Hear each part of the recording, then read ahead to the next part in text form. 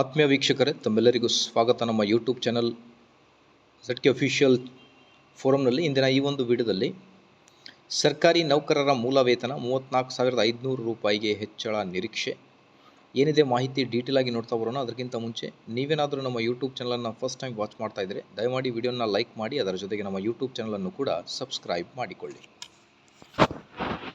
ವೀಕ್ಷಕರೇ, ಮಾಹಿತಿ ಡಿಸೆಂಬರ್ 6ರಂದು ಬಂದಿರುವ ಮಾಹಿತಿಯಾಗಿರುತ್ತೆ. ದೇಶಾದ್ಯಂತ 1 ಕೋಟಿಗೂ ಹೆಚ್ಚು ಇರುವ ಕೇಂದ್ರ ಸರ್ಕಾರಿ ನೌಕರರ ಹಣದುಬ್ಬರವನ್ನು 7ನೇ ವೇತನ ಆಯೋಗದ ಜೊತೆ ಏರಿಕೆಗಳು ನಿಭಾಯಿಸುತ್ತಿವೆ.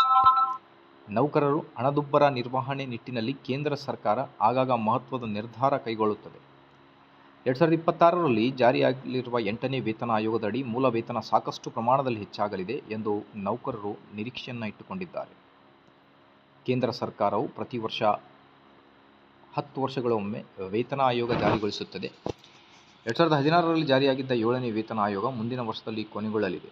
2026ರ ಜನವರಿಯಲ್ಲಿ 8ನೇ ವೇತನ ಆಯೋಗ ಜಾರಿಯಾಗಬೇಕಿದೆ. ನಿರೀಕ್ಷೆಯಂತೆ ಶಿಫಾರಸಿನ ಪ್ರಕ್ರಿಯೆ ಪೂರ್ಣಗೊಂಡ ಅನುಷ್ಠಾನಗೊಂಡರೆ ನೌಕರರ ಮೂಲ ವೇತನ, ತುಟ್ಟಿ ಪರಿಹಾರದಲ್ಲಿ ಭಾರೀ ಬದಲಾವಣೆಯಾಗುವ ಸಾಧ್ಯತೆಗಳಿವೆ.